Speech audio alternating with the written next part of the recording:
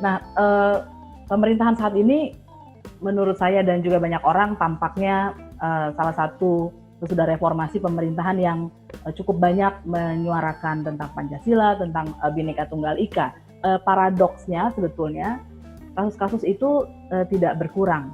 Sebetulnya YLBHI ini semacam bocoran karena YLBHI akan mengeluarkan sebentar lagi, beberapa hari lagi, tentang kumpulan kasus-kasus penodaan agama dari Januari hingga sekitar seminggu minggu pertama Mei, yang datanya sangat mengejutkan, sekitar 32 kasus penodaan agama.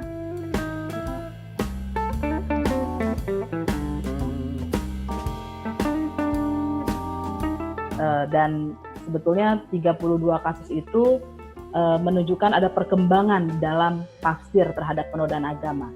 Jadi kita tahu bahwa penodaan agama dari PNPS 165 yang masuk ke 156 AKUHP, tapi kemudian ada Undang-Undang ITE ya, biasanya orang menggunakan pasal 28, tapi sekarang ada lagi yang pasal 45A gitu.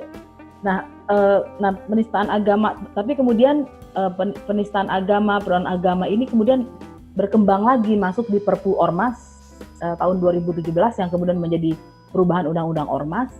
Dan jangan kita lupa penodaan agama kemudian sudah berkembang lagi menjadi penistaan agama. Jadi ketika Ahok diadili, menurut saya ada kesengajaan mengatakan bahwa penodaan agama menjadi penistaan karena penodaan agama sangat abstrak, sedangkan penistaan lebih konkret. Padahal di Kitab Undang-Undang Hukum Pidana tidak ada kata penistaan agama. Dan di dalam hukum pidana itu kalau disebut yang lain gitu ya, pencurian menjadi penggelapan, ya jadi sangat lain.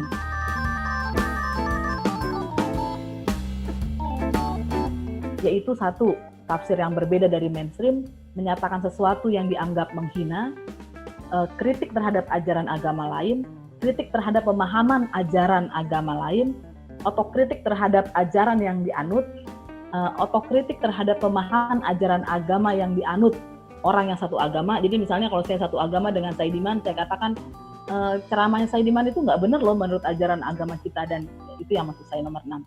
Yang nomor 7, provokasi kebencian pun sekarang dianggap penodaan agama. Ajaran keagamaan baru sudah lama, sejak Eden. Kemudian aliran kepercayaan atau agama adat yang memiliki ritual mirip dengan suatu agama juga dikategorikan penodaan agama. Pernyataan yang dianggap yang menghina ulama, ini agak fenomena baru.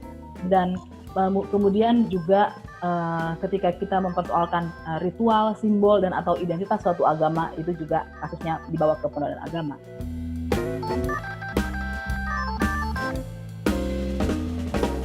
Kalau diperhatikan dari kasus-kasus dari zaman dahulu sampai yang tahun 2020 ini, selalu ada 3 faktor setidak-tidaknya yang menyebabkan bisa berjalan. 1, ada MUI, kedua, desakan massa, dan ketiga, polisi akan mengatakan karena ada kejadian yang meresahkan masyarakat dan untuk ketertiban umum, maka kami tetapkan yang bersangkutan menjadi tersangka atau kami amankan dalam arti ditangkap.